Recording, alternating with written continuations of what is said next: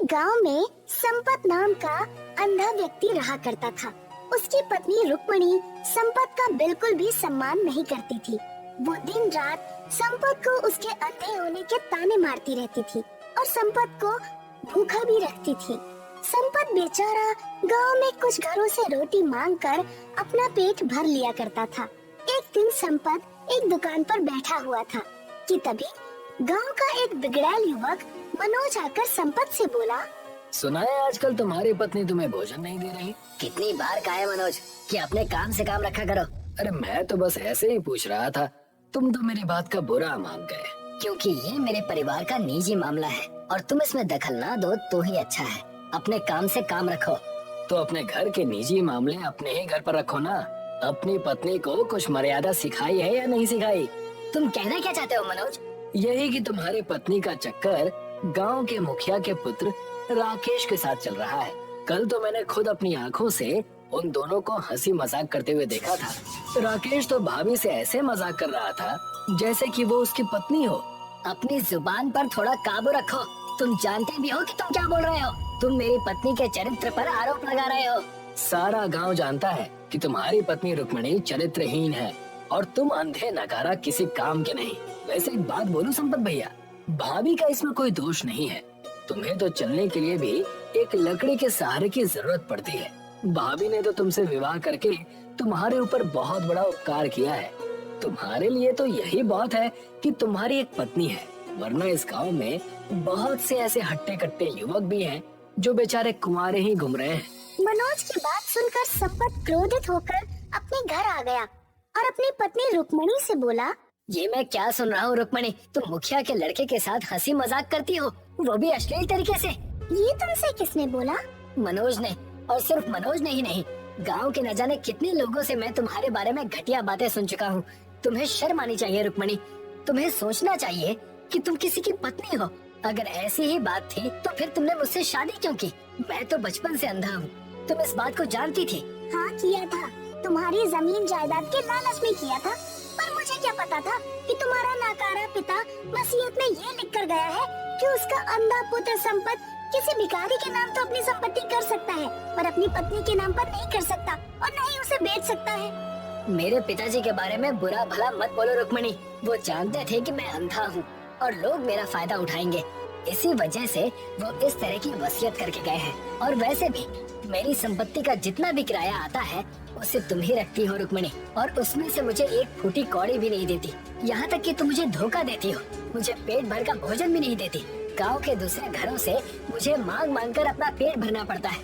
इसके बावजूद भी मैं तुमसे कुछ नहीं कहता। अरे अगर मैं इतनी ही बुरी हूँ तो चले क्यों नहीं जाते यहाँ से? रुक्मणी की बात सुनकर संपत बहुत भावुक हो गया। ठीक है रुक्मणी, मैं जाता हूँ और वापस लौटकर कभी नहीं आऊँगा। हाँ हाँ जाओ, मुझे भी तुम्हारी कोई जरूरत नहीं है।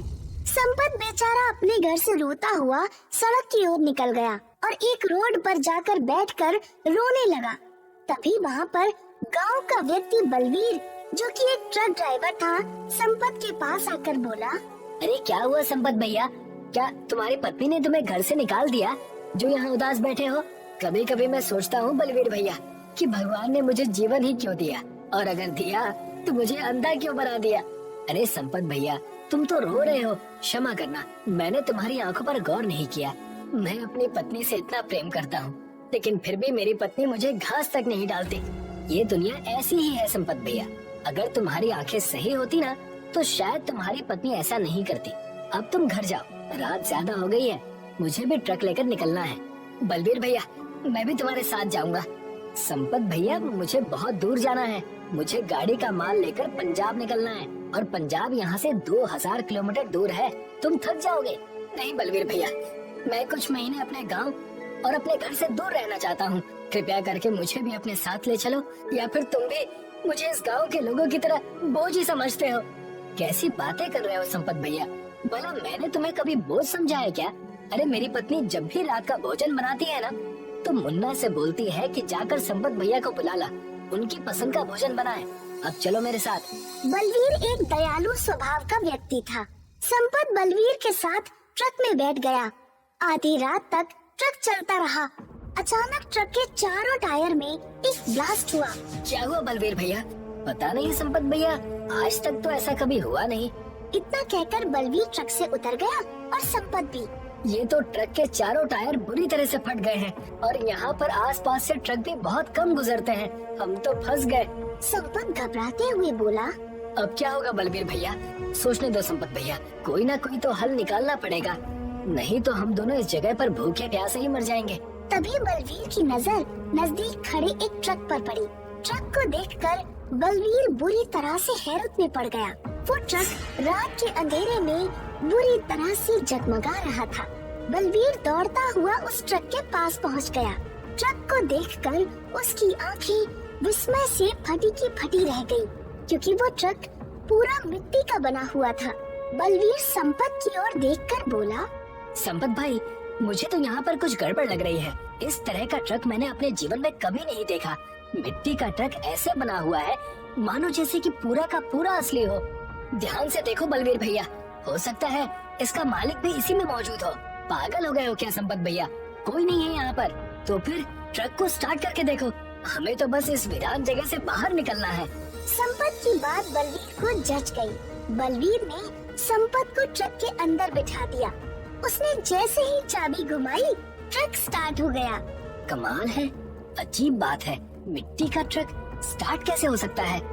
बलवीर ने गियर डाला ही था कि तभी एक बड़ा सा घेरा, जो कि दूर से बिल्कुल ब्लैक होल की तरह मालूम होता था, बलवीर के सामने बन गया और वो ट्रक अपनी फुल रफ्तार से उस ब्लैक होल में समा गया। उसके अंदर अंधेरा ही अंधेरा था। बलवीर चीखते हुए संपत से बोला। संपत भैया, तुम ठीक तो हो? यहाँ पर तो अंधेरा ही अंधेरा है, कुछ भी दिखाई नहीं दे रहा। मुझे तो डर लग रहा है।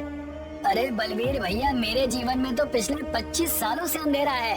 मैं भी किससे पूछ रहा हूँ, संपत भैया तो बेचारे स्वयं अंधे हैं। तभी बलवीर को सामने सूरज उगता हुआ नजर आया और देखते ही देखते वो ट्रक एक रोड पर जाकर खड़ा हो गया।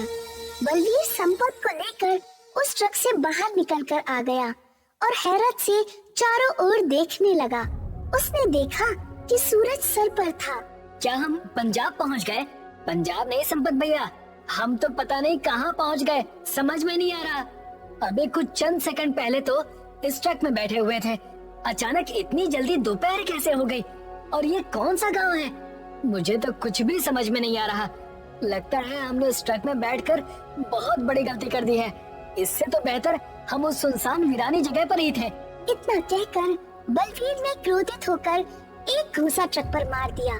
बलवीर के घूंसा ट्रक में पड़ते ही उस मिट्टी के ट्रक में धूल उड़ने लगी, मगर जैसे ही वो धूल के कण संपत की आंखों में पड़े, संपत को सब दिखाई देने लगा। मुझे अब दिखाई दे रहा है बलवीर भैया, तुम तो काफी लंबे और चौड़े हो। क्या मजाक कर रहे हो संपत भैया? मजाक नहीं कर रहा बलवीर भैया, सच कह रहा हूँ। तुमने इस वक्त नीली कलर की पगड़ी, ब्लैक कलर की पैंट और लाल रंग की शर्ट पहन रखी है। अरे वाह, तुम्हें तो सब कुछ दिखाई दे रहा है संपत। तभी संपत उस जगह को बहुत गौर से देखने लगा। अचानक उसके दिमाग में तेज धमाका हुआ और वो दौड़ता हुआ खेतों की ओर भागने लगा। बलवीर भी संपत के पीछे दौड़ता हुआ खेतों की ओर भागने लगा। तभी संपत की नजर एक बच्चे पर पड़ी, जो कि कुछ बच्चों के साथ झूला झूल रहा था और बच्चों से जिद कर रहा था कि वो झूला बहुत तेज झुलाए। संपत ये दृश्य विस्मय भरी नजरों से देखते हुए बलवीर से बोला। बलवीर भैया, तुम्हें पता है कि बच्चा कौन है? मुझे क्या पता कि ये बच्चा कौन है। इस बच्चे को गौर से देखो बलवीर भैया, तुम्हें समझ में आ जाएगा कि ये बच्चा कौन है। और सामने उस बच्चे को भी देखो। संपत के कहने पर बलवीर उन बच्चों को गौर से देखने लगा। वो हैरत से मुंह फाड़ता हुआ संपत की ओर देखकर बोला। ये तो तुम हो संपत भैया, और तुम्हारे बगल में जो बच्चा खड़ा है वो तो हमारे गांव का बल्ली है। अब बलवीर ने चारों ओर गौर से देखना शुरू किया। तभी उसकी नजर दूर बसे एक गांव पर पड़ी। बलवीर चीखता हुआ बोला। ये तो हमारा ही गांव है, लगता है हम समय के पीछे पहुंच गए हैं। तभी संपत ने देखा कि उसके बचपन वाला रूप, जो कि झूले में बैठा हुआ तेज तेज झूला झूल रहा था। संपत दौड़ता हुआ अपने बचपन के पास जाकर बोला। घर जाओ बेटा। कौन हो तुम? मैं तुम ही हूँ। मैं तुम ही हूँ से क्या मतलब है आपका? ये मतलब कि तुम अभी नहीं समझ पाओगे, लेकिन बड़े होने के साथ साथ तुम्हें समझ आ जाएगा। कुछ देर बाद तुम इस झूले से गिर जाओगे और तुम्हारा सर उस पेड़ से टकरा जाएगा और तुम हमेशा हमेशा के लिए अंधे हो जाओगे और तुम्हारा जीवन बर्बाद हो जाएगा। तुम मेरा ही बचपन हो। मैं समय के पीछे आ गया हूँ। संपत बचपन में भी बहुत भोला था। संपत की बात सुनकर संपत का बचपन का रूप चुपचाप झूले से उतर गया और अपने सभी दोस्तों को लेकर अपने घर की ओर चला गया। तो इसका मतलब संपत भैया, तुम इसी जगह इसी स्थान पर अंधे हुए थे? हाँ, मुझे बचपन में बहुत तेज झूला झूलने की आदत थी और एक दिन मैं गिर पड़ा और मेरा सर उस पेड़ से टकरा गया और फिर मैं अंधा हो गया। तभी धरती से कुछ रंग बिरंगी किरणें निकलने लगी और संपत और बलवीर के शरीर उन किरणों में नहा गए। वो दोनों सीधे उसी मिट्टी के ट्रक में जा पहुँचे और मिट्टी का ट्रक खुद ब खुद स्टार्ट हो गया। जैसे ही वो ट्रक स्टार्ट हुआ, सामने वही ब्लैक होल बन गया। मिट्टी का ट्रक उस ब्लैक होल के अंदर जाकर समा गया। कुछ ही देर में संपत और बलवीर उसी स्थान पर खड़े थे जहां उन्हें वो ट्रक मिला था। संपत और बलवीर तुरंत ट्रक से बाहर निकल आए। संपत को अब सब कुछ साफ साफ दिखने लगा था। लगता है तुमने वक्त को बदल दिया, लेकिन ये जादुई ट्रक यहाँ पर आया कैसे? नहीं बालवीर, वक्त को बदलने की ताकत इंसान के हाथ में नहीं है। सच तो ये है कि ईश्वर को मुझ पर तरस आ गया और उसने मेरे ऊपर एक बड़ा उपकार किया। ईश्वर ने मुझे 30 साल पहले ले जाकर खड़ा कर दिया जहाँ मैं अंधा हुआ था। तभी उस ट्रक के अंदर से एक आवाज आई। मैं एक जादुई ट्रक हूँ, टाइम ट्रेवल वाला ट्रक। जो भी मेरे ट्रक के अंदर बैठता है वो अपने बचपन के काल में पहुँच जाता है और वो भूतकाल और भविष्य में कहीं भी पहुँच सकता है। अगर मुझे किसी और के बचपन में जाना हो और उसके भविष्य को बदलना हो तो क्या तुम मेरी मदद करोगे? नहीं, बदलाव हमेशा अच्छे नहीं होते संपत। मैं सिर्फ उन्हीं व्यक्तियों के भूतकाल में जा सकता हूँ जिनके लिए बदलाव भविष्य में बेहतर होते हैं। अगर तुम्हें किसी भी व्यक्ति की मदद करनी हो तो रात के अंधेरे में इसी जगह पर चले आना। मैं तुम्हें यहीं मिलूंगा। संपत और बलवीर अपने घर वापस आ गए। संपत की आंखों में रोशनी देखकर उसकी पत्नी रुक्मणी हैरत से बोली, अरे आपकी तो आंखों की रोशनी वापस आ गई। पता है आपको, मैंने आपको कहाँ कहाँ नहीं तलाश किया? मुझे पता है रुक्मणी कि तुमने मुझे कहाँ कहाँ नहीं ढूंढा। वैसे अभी तुम कहाँ से आ रही हो? रात भर आपका बाहर इंतजार करती रही, वहीं से आ रही हूँ। तभी संपत ने एक जोरदार थप्पड़ अपनी पत्नी के गाल पर जड़ दिया। निकल जाओ यहाँ से रुक्मणी, तलाक के नोटिस तुम्हारे घर तक पहुँच जाएंगे। मुझे तुम्हारी जैसी चरित्रहीन पत्नी के साथ और समय व्यतीत नहीं करना। तुम चरित्रहीन होने के साथ साथ एक लालची औरत भी हो। तुम रात भर मुखिया के लड़के के साथ रही हो। मुझे ये बात किसी और ने नहीं बल्कि मुखिया ने ही बताई है, क्योंकि वो भी अपने लड़के के चरित्र से बहुत ज्यादा परेशान है। रुक्मणी हाथ जोड़ती रही, मगर संपत ने अब उसकी एक भी बात नहीं सुनी। संपत ने एक दूसरा विवाह कर लिया। आज भी वो उस टाइम ट्रेवल मिट्टी के बने हुए ट्रक के द्वारा दूसरे लोगों के भूतकाल और भविष्य काल में जाकर उनकी मदद करता रहता है।